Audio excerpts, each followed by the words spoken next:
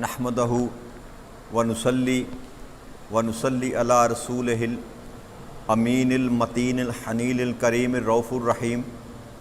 اما بعد فاعوذ باللہ من الشیطان الرجیم بسم اللہ الرحمن الرحیم۔ واجب الاحترام ساتھیو، اللہ تعالیٰ کا بے پناہ لطف و کرم اور اس کا احسان عظیم ہے کہ جس کی توفیق خاص سے ہم اس کے ذکر کے لیے اس کے گھر میں جمع ہیں۔ بحمد اللہ تعالیٰ کل ہم نے سورہ البقرہ کی آیت نمبر 37 تک اپنی بات جو تھی وہ اس کو مکمل کی تھی، جس میں اللہ کریم حضرت آدم علیہ السلام کی توبہ کا ذکر فرما رہے تھے۔ اللہ کریم نے ارشاد فرمایا تھا فَتَلَقَّىٰ آدَمُ مِن رَبِّهِ، کہ پھر آدم علیہ السلام نے اپنے رب سے کچھ کلام سیکھ لیے،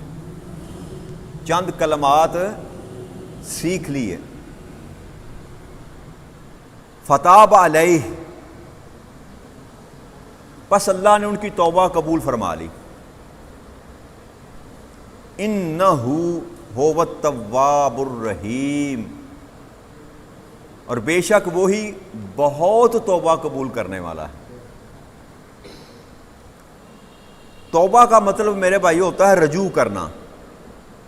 توبہ کا مطلب ہوتا ہے رجوع کرنا، پلٹ آنا۔ جو کام آپ نے کیا اس سے واپس آ جانا، اس سے پلٹ آنا، اس کو کہتے ہیں توبہ، رجوع کرنا اللہ کی طرف۔ آپ نے کوئی گناہ کیا،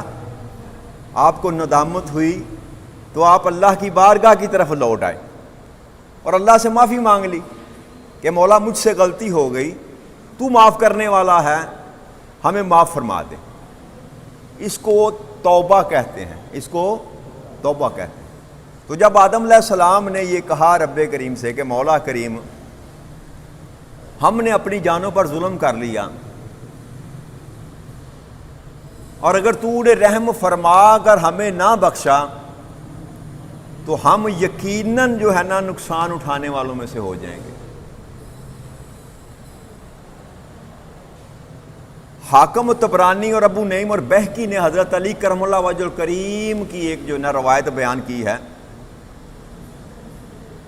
کہ جب آدم علیہ السلام زمین پر آئے تو آپ کو جب توبہ کی فکر میں تھے، حیران تھے، تو اسی پریشانی کے عالم میں ان کو وہ وقت یاد آیا کہ جب اللہ کریم نے ان کو پیدا کیا تھا، تخلیق کیا تھا، کہ جب انہوں نے اپنی پیدائش کے بعد سر اٹھا کر دیکھا تھا تو انہیں ایک کلمہ نظر آیا تھا لکھا ہوا، لا الہ الا اللہ محمد الرسول اللہ صلی اللہ علیہ وسلم۔ تو ان کو جب یہ خیال آیا کہ میں نے وہ کلمہ پڑھا تھا تو کہنے لگے کہ یقیناً یہ جس نام کو اللہ نے اپنے نام کے ساتھ جوڑ کر رکھا ہوا ہے،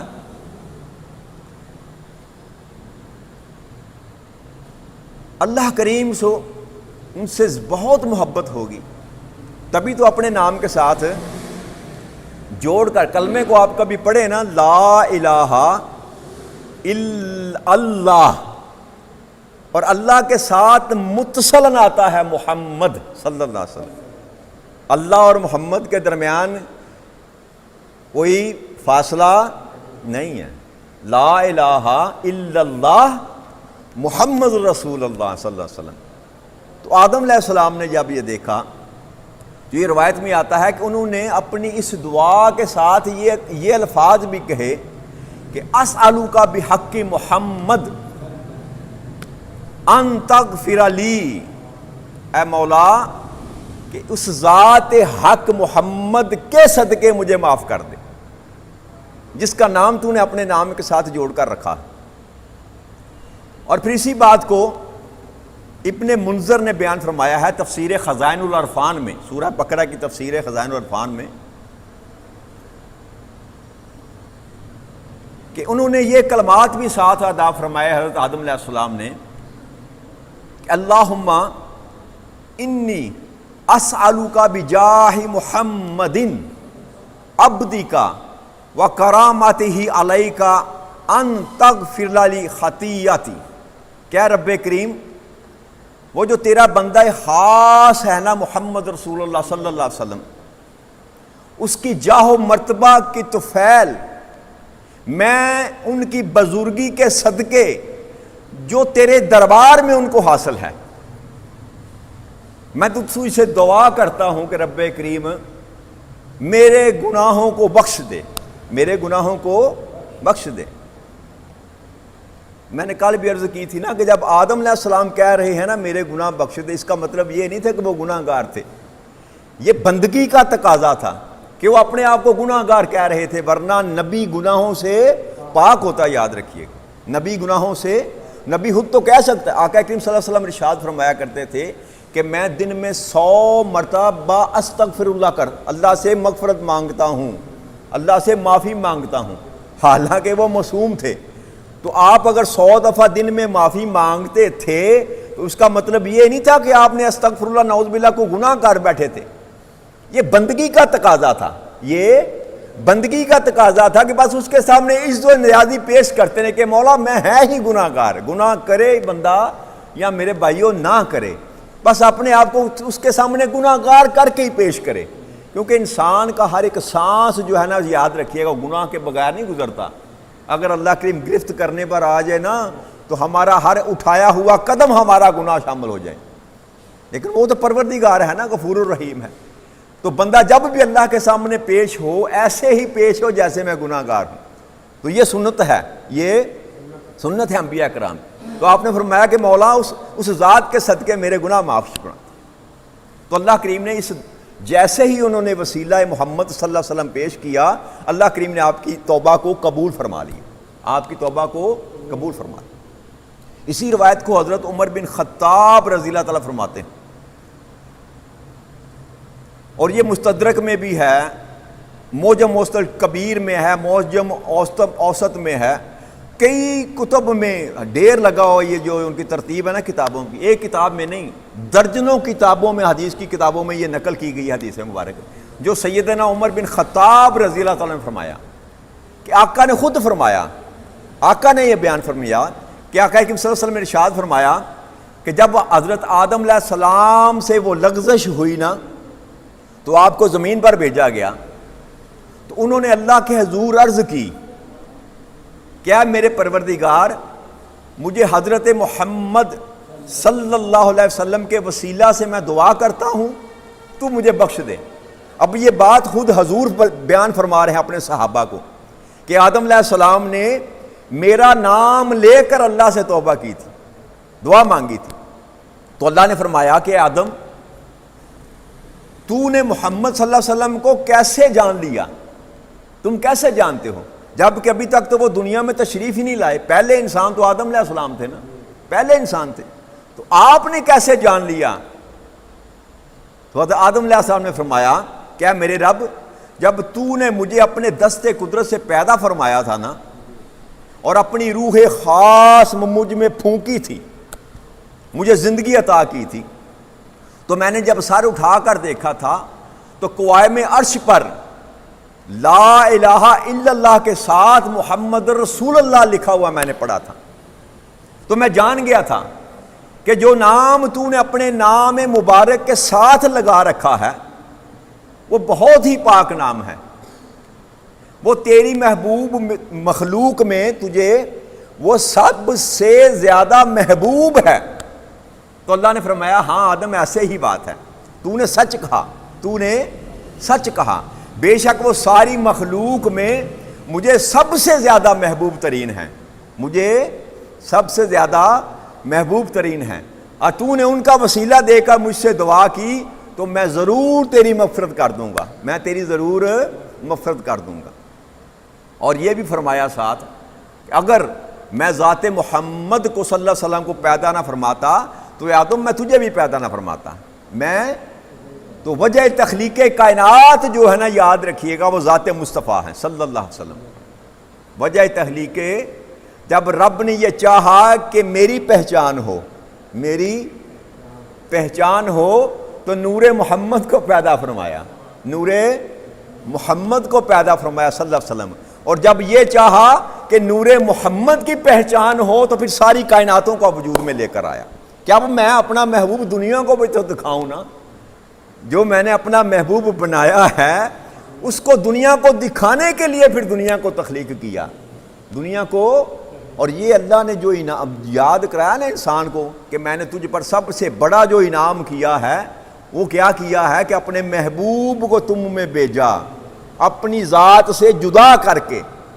اللہ کی رحمت کی آغوش میں نبی اکرم صلی اللہ علیہ وسلم موجود تھے نا جی، آپ کا نور۔ تو اللہ کہتا ہے سب سے بڑا انعام میرا یہ ہے کہ میں نے اپنے محبوب کو تمہارے درمیان بھیج دیا، تمہارے۔ اور یہ احسان جتلایا رب کریم نے پورے قرآن کریم میں، اللہ کریم نے کسی نعمت کا احسان نہیں جتلایا، اس بات کا احسان جتلایا کہ میں نے تجھ پر احسان کیا کہ اپنا محبوب تم میں بھیجا، اپنا محبوب تم میں بھیجا۔ تو اللہ کریم نے آقا کریم صلی اللہ علیہ وسلم کے وسیلے سے آدم علیہ السلام کی دعا جو ہے وہ قبول فرمائی۔ تو اس لیے میرے بھائیوں، وسیلہ ناجائز، وسیلہ کسی کے وسیلے سے دعا کرنا ناجائز نہیں ہے، وسیلہ جائز ہے، یاد رکھیے گا۔ پھر اللہ کریم نے فرمایا قُلْ نَحْبِطُ مِنْهَا جَمِيعًا فَإِمَّا يَأْتِيَنَّكُم مِّنْ هُدًى فَمَن تَبِعَ هُدَايَ فَلَا خَوْفٌ عَلَيْهِمْ وَلَا هُمْ يَحْزَنُونَ۔ ہم نے پھر فرمایا کہ تم سب جنت سے نیچے اتر جاؤ، سب جنت سے نیچے اتر جاؤ۔ یہ دوسری دفعہ اللہ کریم نے کلمہ فرمایا، پہلے بھی فرمایا کہ اب تم نیچے اتر جاؤ، قُلْ نَحْبِطُ، اب دوسری دفعہ بھی یہ کلمہ جو ہے نا اللہ کریم نے ارشاد فرمایا۔ اس کا مطلب یہ تھا کہ حقیقت میں آدم علیہ السلام کو اللہ نے پیدا ہی زمین کے لیے کیا تھا، پیدا ہی جب کہا کہ میں اپنا خلیفہ جو ہے نا کہاں مقرر کرنے والا ہوں، فی الارض، زمین پر اپنا خلیفہ مقرر کرنے والا ہوں۔ تو جب توبہ قبول کر لی، جو لغزش تھی اس کو معاف کر دیا، تو پھر جنت میں واپس لے کر، جنت میں واپس جس غلطی کے سبب جنت سے نیچے اتارا تھا وہ غلطی تو معاف ہو گئی، وہ غلطی تو، لیکن جنت میں واپس لے کر نہیں گئے۔ کیوں؟ اس لیے پیدا ہی زمین پر رکھنے کے لیے کیا تھا، اپنا نائب مقرر ہی زمین کے لیے کیا تھا۔ وہ جو جنت میں رکھا تھا وہ محض ایک امتحان کے لیے رکھا تھا، وہ ایک امتحان کے لیے رکھا تھا، اور دنیا کو دکھایا، جیسے سمجھایا تھا کہ بندے تیرا مقام جنت ہی ہے، تیرا مقام اے انسان، تیرا مقام جنت ہی ہے، تو جنت کا ہی وارث ہے، لیکن شرط ایک ہے، کیا؟ کہ اگر تو میرا فرما بردار بن کر رہے گا تو تو جنت کا وارث ہوگا۔ تو یہ سبق تھا، یہ سبق تھا اس سارے معاملے میں جو اللہ کریم آدم علیہ السلام کا امتحان لیا، پھر آپ کو زمین پر اتارا، پھر توبہ قبول کی، اور پھر جنت میں واپس لے کر نہیں گئے۔ یہ پیغام دیا کہ ہے تیرا مقام جنت ہی، ہے تیرا مقام، لیکن شرط یہ لگا دی کہ اگر تو فرما برداروں میں سے ہوگا، فرما برداروں میں سے ہوگا تو تجھے جنت جو ہے وہ تجھے میں جنت کا وارث بنا دوں گا، تجھے میں جنت کا وارث بنا دوں گا۔ تو اللہ نے فرمایا کہ آپ نیچے اتر جائیں، پھر تمہارے پاس میری طرف سے کوئی ہدایت بھی آئے تو میری ہدایت کا پیروکار رہنا، اور جو پیروکار رہے گا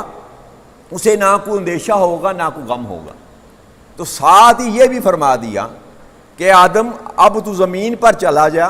زمین پر ایک رہائش اختیار کر، میں ہدایت بھی بھیجوں گا تمہاری طرف یا تمہاری نسل کی طرف، نبی بھی بھیجوں گا، کتابیں بھی بھیجوں گا، تو جو بھی میرا نبی ہدایت لے کر آئے اس ہدایت کو قبول کرنا، اس ہدایت کو قبول کرنا، جو بھی میرا نبی پیغام لے کر آئے اس کو ماننا، اس کی پیروی کرنا، اور جو میری پیروی کرے گا، جو اس ہدایت کو اپنا لے گا، اللہ نے فرمایا ان پر کوئی غم نہ ہوگا نہ ان پر کوئی خوف ہوگا، کوئی غم نہ ہوگا نہ کوئی خوف ہوگا۔ اللہ کریم نے قرآن کریم میں ارشاد فرمایا تھا کہ جو میرے ولی ہیں نا، میرے دوست ہیں، ان پر نہ کوئی غم ہوگا نہ کوئی خوف ہوگا۔ تو یہاں مطلقاً فرما دیا کہ اب میرے دوست کون ہیں؟ اب اگر اس آیت کو تطبیق کی جائے اس آیت کے ساتھ، اللہ نے فرمایا کہ جو میرے دوست ہیں ان پر قیامت کے دن نہ کوئی غم ہوگا نہ کوئی خوف ہوگا، تو یہاں مطلقاً فرما دیا کہ کن پر غم اور خوف نہیں ہوگا؟ جو میری ہدایت کو قبول فرما لیں گے، جو میری ہدی للمتقین، میں نے بتایا تھا نا، جو اللہ نے فرمایا ہدی للمتقین، جس نے ہدایت کو اختیار کر لیا حقیقت میں وہی ولی اللہ ہے، وہی ولی اللہ کا دوست وہی ہے جس نے اللہ کی بات کو مان لیا۔ تو اللہ نے فرمایا جو میری بات کو مان لے گا، جو بھی نبی میری بات لے کر آئے گا، آدم کے بعد نوح علیہ السلام آئے، ادریس علیہ السلام آئے، عیسیٰ علیہ السلام کے بعد نبی اکرم صلی اللہ علیہ وسلم تک، اللہ نے فرمایا جس امت پر جو نبی پیغام لے کر آتا رہا، جس امت نے بھی اپنے نبی کی بات مان لی، اس کو میں جنت کا مالک وارث بنا دوں گا۔ جو عیسیٰ علیہ السلام کے دور میں عیسیٰ علیہ السلام کو ماننے والے تھے نا، وہ بھی مسلمین تھے، وہ بھی مومن تھے۔ جو موسیٰ علیہ السلام کے دور میں موسیٰ علیہ السلام کے ماننے والے تھے نا، وہ بھی جنت میں جائیں گے، وہ بھی مسلمان تھے، یاد رکھیے گا۔ لیکن جب نبی تبدیل ہوتا ہے، شریعت تبدیل ہوتی ہے، تو جو بندہ نئے نبی کو تسلیم نہیں کرتا نا، اس کا پچھلا ایمان بھی ضائع ہو جاتا ہے، اس کا پچھلا ایمان بھی ضائع ہو جاتا ہے۔ تو اگر اس نبی کی موجودگی میں انسان دنیا سے چلا جائے، اس نبی پر انسان کا ایمان ہو، تو وہ ایمان والا ہوگا، وہ ایمان والا ہوگا۔ پھر اللہ کریم نے فرمایا والذین کفروا وکذبوا بآیاتنا اولئک اصحاب النار ہم فیہا خالدون، اور جو لوگ کفر کریں گے، انعام تو یہ ہے جو مان لیں گے ان کو میں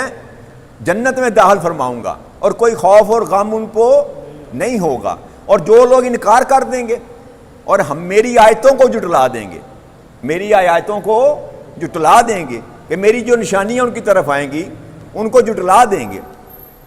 تو اللہ نے فرمایا کہ تو وہی دوزخی ہیں، وہ ہمیشہ دوزخ میں رہیں گے، ہم فیہا خالدون، ہمیشہ ہمیشہ کے لیے دوزخ میں رہیں گے۔ جو کافر ہے نا، یاد رکھیے گا، کافر اور مشرک جس نے دین اسلام کو قبول کرنے سے انکار کیا اور نبیوں کو ماننے سے انکار کیا، صرف نبی اکرم صلی اللہ علیہ وسلم کی ذات کی بات نہیں، ہر نبی کو ماننے سے انکار کیا، وہ کافر ہے، وہ ہمیشہ ہمیشہ جہنم میں رہے گا، وہ کبھی اس کو جہنم سے نجات نہیں ملے گی۔ اور جو ماننے والا ہے، آدم علیہ السلام کے ماننے والا، نوح علیہ السلام کے ماننے والا، موسیٰ علیہ السلام کے ماننے والا، عیسیٰ علیہ السلام کے ماننے والا، یا آقا کریم صلی اللہ علیہ وسلم پر ایمان لے کر آنے والا، وہ اگر گناہ کرے گا، اپنے فسق و فجور کے باعث اگر جہنم میں ڈالا جائے گا، تو وہ ہمیشہ ہمیشہ نہیں رہے گا۔ یہ فرق ہے جہنم میں ایمان والے اور بغیر ایمان کے جو بندہ ہے نا، دونوں ہی جہنم میں جائیں گے، یاد رکھیے گا۔ ایمان والا اگر فاسق اور فاجر ہوگا تو یہ گمان نہ کرے کہ میں جہنم میں نہیں جاؤں گا، اپنے گناہوں کے سبب جہنم میں پھینکا جائے گا، جہنم میں پھینکا جائے گا، اپنی سزا پوری کر کے نکل آئے یا کسی کی شفاعت کے صدقے وہاں سے نکل آئے، لیکن جہنم میں پھینکا ضرور جائے گا۔ لیکن ایمان والے کی حالت یہ ہے کہ اللہ کریم اس کو جہنم میں سے نکال لے گا۔ لیکن کافر کی سزا یہ ہے جو قبول نہیں کرتا، جو نبی کی بات مانتا نہیں ہے، اکڑ جاتا ہے، اس کی سزا یہ ہے کہ وہ ہمیشہ ہمیشہ کے لیے جہنم میں رہے گا، اس کی سزا کبھی ختم نہیں ہوگی۔ اللہ کریم ہمیں اس عذاب سے بچا لے کہ ہم کبھی اللہ اور اللہ کے رسول کی نافرمانی کی زندگی بسر کریں، گناہ ہو جائیں، گناہ ہو جاتے ہیں، گناہ ہو جاتے ہیں، اللہ سے توبہ کر لیں، اللہ سے معافی مانگ لیں، جس نے معافی مانگ لی اس کی بچت ہو گئی، اور جو اکڑ گیا وہ شیطان بن گیا، جو اکڑ گیا وہ شیطان بن گیا۔ اللہ کریم ہمیں محفوظ رکھے۔ وما علینا الا البلاغ المبین۔ والسلام علیکم ورحمۃ اللہ وبرکاتہ۔